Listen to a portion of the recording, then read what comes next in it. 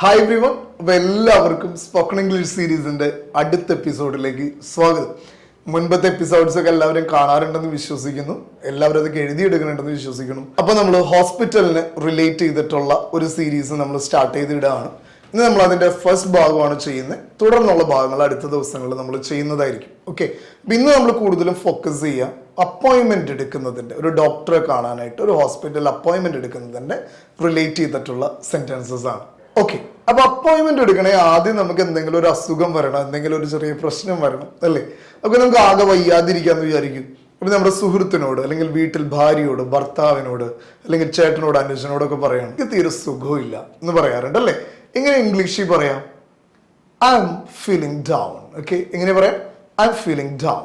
എങ്ങനെ പറയാം? ഒന്നുകൂടെ എൻ്റെ കൂടെ പറഞ്ഞേ, ഐ എം ഫീലിംഗ് ഡൗൺ. ഇതിപ്പോ ഹോസ്പിറ്റൽ അപ്പോയിൻമെന്റ് എടുക്കുന്നതിന്റെ ഭാഗമായിട്ട് മാത്രമല്ല, അല്ലെങ്കിൽ നമുക്ക് ക്ഷീണമുണ്ട്, സുഖമില്ല, ശാരീരികമായിട്ട് എന്തെങ്കിലും പ്രശ്നം നമുക്ക് തോന്നുന്നുണ്ടെങ്കിൽ നമുക്ക് പറയാം എങ്ങനെ? I M feeling down. Okay, എനിക്കൊരു സുഖമില്ല, എനിക്കൊരു ശാരീരികമായിട്ട് എന്തൊക്കെയോ പ്രശ്നങ്ങളുള്ളതായിട്ട് ഫീൽ ചെയ്യുന്നു. I M feeling down. Okay, ഒന്നുകൂടെ എഴുതിയെടുക്കാത്തവർ ഒന്ന് എഴുതിയെടുത്തു കൂടെ, ഐ എം ഫീലിംഗ് ഡൗൺ. സുഖമില്ല എന്ന് പറഞ്ഞു കഴിഞ്ഞാൽ നമ്മൾ അടുത്തത് പറയാ എനിക്കൊരു ഡോക്ടറെ കാണണം എന്നാണ്, അല്ലേ? എനിക്കൊരു ഡോക്ടറെ കാണണം. എങ്ങനെ ഇംഗ്ലീഷിൽ പറയാം എനിക്കൊരു ഡോക്ടറെ കാണണമെന്ന്? I need to consult a doctor. Okay, I need to consult a doctor. Okay, but ഡോക്ടറെ കാണണം എന്നെങ്ങനെയാ പറയാ? I need to consult a doctor.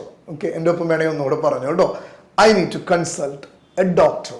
Okay, ഇനി നമുക്ക് അടുത്തതിലേക്ക് പോവാം.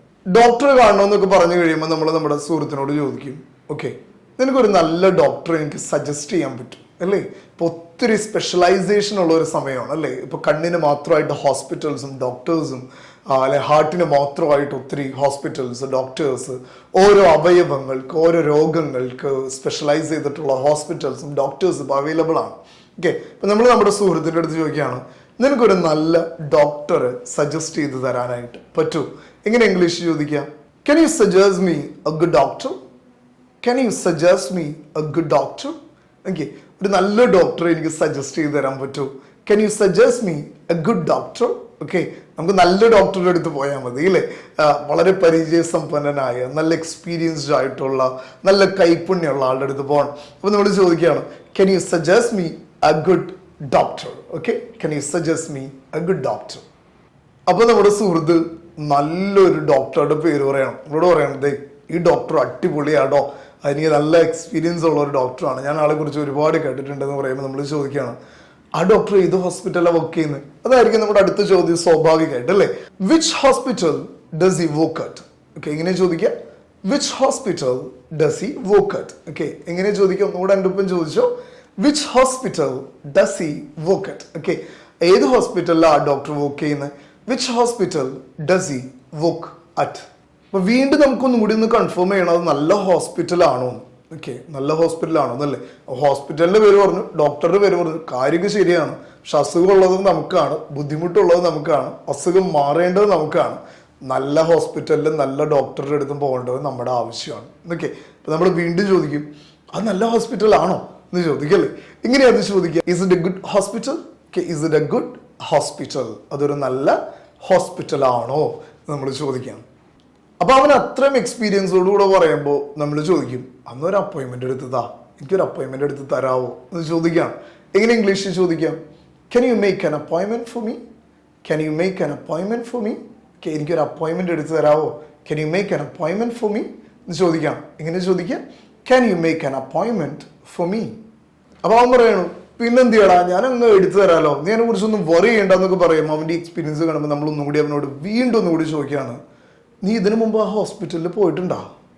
ചോദിക്കല്ലേ? ഓക്കെ, പറയണ അപ്പോയിൻമെന്റ് ഞാൻ എടുത്തു തരാം, പിന്നെ ഡോക്ടർ അടിപൊളിയാണ്, ഹോസ്പിറ്റൽ അടിപൊളിയാണെന്നൊക്കെ പറയുമ്പോൾ ചിലപ്പോൾ നമുക്ക് തോന്നാം അവന് കമ്മീഷൻ വരെ കിട്ടണുണ്ടോ, അല്ലേ? അപ്പൊ നമ്മൾ അവനോട് ചോദിക്കുകയാണ്, നീ ആ ഹോസ്പിറ്റലിൽ മുന്നിൽ പോയിട്ടുണ്ടോ? Okay, have you ever been to that hospital? Okay, have you ever been to that hospital? Okay, ആ ഹോസ്പിറ്റലിൽ മുന്നേ നീ പോയിട്ടുണ്ടോ? മുന്നേ എപ്പോഴെങ്കിലും നീ പോയിട്ടുണ്ടോ? Okay, have you ever been to that hospital? Okay, എങ്ങനെ ചോദിക്കാം? Have you ever been to that hospital? Okay, ആ ഹോസ്പിറ്റലിൽ നീ മുന്നേ പോയിട്ടുണ്ടോ? അപ്പൊ നമ്മൾ അവനോട് നീ ഇതിനു മുമ്പ് അവിടെ പോയിട്ടുണ്ടോ എന്നൊക്കെ ചോദിക്കുമ്പോൾ അവൻ പറയണത്, നീ എന്ത് ഇങ്ങനെയൊക്കെ ചോദിക്കണം, ഞാൻ എത്ര തവണ പോയിട്ടുള്ളതാ, ഞാൻ ഇപ്പൊ നിനക്ക് അപ്പോയിൻമെന്റ് എടുത്താന്ന് പറഞ്ഞിട്ട് ഒരു പോക്ക് പോവും. പിന്നെ അവൻ എന്തൊക്കെയോ സംസാരിക്കുന്ന കാണാം. പക്ഷെ നമ്മുടെ സുഹൃത്തായതുകൊണ്ട് ചിലപ്പോൾ സംശയം ഉണ്ടാവും നമുക്ക്. അവൻ ചിലപ്പോൾ അപ്പോയിൻമെന്റ് എടുക്കാനാന്നും പറഞ്ഞ് പോയി കഴിഞ്ഞാൽ വേറെ പല കോളുകളിലേക്ക് ചിലപ്പോൾ പോകാനുള്ള സാധ്യതയുണ്ടോ. എൻ്റെ ചില സുഹൃത്തുക്കൾ അങ്ങനെയാണോ. ഓക്കെ, അപ്പോൾ അവൻ തിരിച്ചു വരുമ്പോൾ നമ്മൾ ചോദിക്കുക അപ്പോയിൻമെൻറ്റ് കിട്ടിയാ. ഓക്കെ, അപ്പോൾ നമ്മളെങ്ങനെയാണ് ഇംഗ്ലീഷ് ചോദിക്കുക, നമ്മൾ ചോദിക്കുക അപ്പോയിൻമെൻറ്റ് കിട്ടിയോ, നിനക്ക് അപ്പോയിൻമെൻറ്റ് കിട്ടിയോ എന്ന് ചോദിക്കുകയാണ്. ഓക്കെ, അപ്പോൾ എങ്ങനെ ചോദിക്കുക, did you get an appointment, did you get an appointment. ചിലപ്പോൾ വിളിച്ച അപ്പോയിൻമെൻറ്റ് അന്നത്തെ ദിവസം തന്നെ കിട്ടിക്കൊള്ളണമെന്നില്ല, ചിലപ്പോൾ ആ ദിവസങ്ങളിലൊന്നും ചിലപ്പോൾ കിട്ടിക്കൊള്ളണമെന്നില്ല. നല്ല ബിസി ആയിട്ടുള്ള ഡോക്ടറാണ്, ബിസി ആയിട്ടുള്ള ഒരു ഹോസ്പിറ്റലാണെങ്കിൽ ചിലപ്പോൾ നമ്മൾ വിചാരിക്കുന്ന സമയത്തൊന്നും ഇതൊക്കെ കിട്ടിക്കൊള്ളണമെന്നില്ല. അതുകൊണ്ടാണ് നമ്മൾ ചോദിക്കണേ അപ്പോയിൻമെൻറ്റ് കിട്ടിയോ, ഭയങ്കര ക്യൂരിയോസിറ്റിയോട് കൂടെ ചോദിക്കുകയാണ്. എങ്ങനെ, did you get an appointment, did you get an appointment.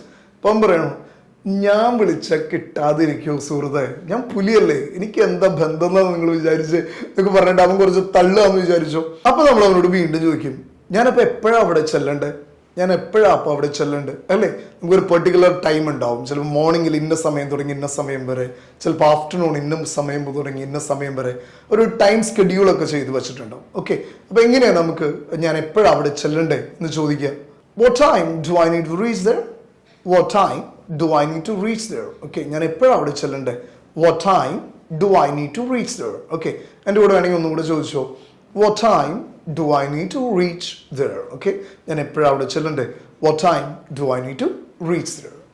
അപ്പോൾ നമ്മൾ അപ്പോയിൻമെൻറ്റിൻ്റെ സമയമൊക്കെ അവൻ പറഞ്ഞു, എല്ലാം കഴിഞ്ഞു. അപ്പോൾ നമ്മൾ അവസാനമായിട്ട് അവനോട് ചോദിക്കണം ഞാൻ എന്തൊക്കെയാണ് കൊണ്ടുപോകണ്ടേ എന്ന് പറഞ്ഞാൽ പായും കിടക്കൊക്കെ കൊണ്ടുപോകണമെന്നല്ല. ആദ്യമായിട്ട് ഡോക്ടറെ കൺസൾട്ട് ചെയ്യാൻ പോകുമ്പോൾ നമ്മുടെ പ്രീവിയസ് റെക്കോർഡ്സോ മെഡിക്കൽ റെക്കോർഡ്സൊക്കെ നമ്മൾ ക്യാരി ചെയ്യേണ്ടതുണ്ടോ, നമ്മൾ ചിലപ്പോൾ ഷുഗറും കൊളസ്ട്രോളൊക്കെ ചെക്ക് ചെയ്തതിൻ്റെ റിസൾട്ട് ചിലപ്പോൾ ക്യാരി ചെയ്യേണ്ടതുണ്ടോ എന്നൊക്കെയാണ് നമ്മൾ ഉദ്ദേശിക്കുന്നത്. ഇങ്ങനെ ചോദിക്കാം what all do I need to carry. Okay, what all do I need to carry. Okay, ഞാൻ എന്തൊക്കെയാണ് എൻ്റെ കൂടെ കരുതേണ്ടത്, എന്തൊക്കെയാണ് ഞാൻ കൊണ്ടുപോകേണ്ടത്, what all do I need to carry. Okay, അപ്പോൾ ഒന്നുകൂടെ ചോദിച്ചു what all do I need to carry. Okay, അപ്പോൾ ആ സാധനങ്ങളൊക്കെ എടുത്ത് പറഞ്ഞ സമയത്ത് പറ്റുകയാണെങ്കിൽ ആ സുഹൃത്തിനെയും കൂട്ടിയിട്ട് അങ്ങ് ഹോസ്പിറ്റലിൽ പോയേക്കണം. അപ്പോൾ നമ്മൾ ഹോസ്പിറ്റൽ റിലേറ്റ് ചെയ്തിട്ടുള്ള 10 ഇംഗ്ലീഷ് സെൻറ്റൻസസ് ആണ് നമ്മൾ ഇന്ന് പഠിച്ചത്. ഓക്കെ, നമ്മൾ ഹോസ്പിറ്റൽ അപ്പോയിൻമെൻറ്റിൻ്റെ ഭാഗം വരെ നമ്മൾ എത്തിയിട്ടുള്ളൂ. ഇനി എവിടെ നിന്ന് ഹോസ്പിറ്റലിൽ ചെല്ലുന്നതും ബാക്കി കാര്യങ്ങളൊക്കെ നമ്മൾ മറ്റ് പല വീഡിയോസായിട്ട് നമ്മൾ പഠിപ്പിക്കുന്നതായിരിക്കും. ഓക്കെ, 10 സെൻറ്റൻസസ് നമ്മൾ പഠിപ്പിക്കുന്നത് വളരെ ഈസി ആയിട്ട് നിങ്ങൾക്ക് പഠിച്ചെടുക്കാൻ വേണ്ടിയിട്ടാണ്.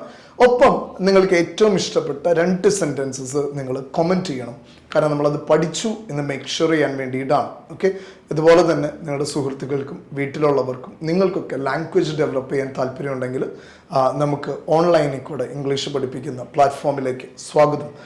നിങ്ങൾക്ക് പേഴ്സണൽ ട്രെയിനേഴ്സിൻ്റെ സഹായത്തോടെ പേഴ്സണലി 25 to 30 മിനിറ്റ്സ് സ്പെൻഡ് ചെയ്ത് നിങ്ങളുടെ സ്വകാര്യതയിൽ നിങ്ങൾ ഫ്രീ ആയിട്ടിരിക്കുന്ന സമയത്ത് വീട്ടിലിരുന്ന് തന്നെ നിങ്ങൾക്ക് ഇംഗ്ലീഷ് പഠിക്കും. ഓക്കെ, അപ്പോൾ അങ്ങനെ താല്പര്യമുണ്ടെങ്കിൽ ഞാൻ ഈ കാണിച്ചിരിക്കുന്ന നമ്പറിൽ കോൺടാക്ട് ചെയ്യുക. നിങ്ങൾക്ക് അതിന് വേണ്ട സാഹചര്യങ്ങൾ നമ്മൾ ഒരുക്കി തരുന്നതായിരിക്കും. ഓക്കെ, അപ്പോൾ മറ്റൊരു വീഡിയോ ആയിട്ട് നമുക്ക് വീണ്ടും കാണാം. Until then it's bye from ലിൻറ്റൺ.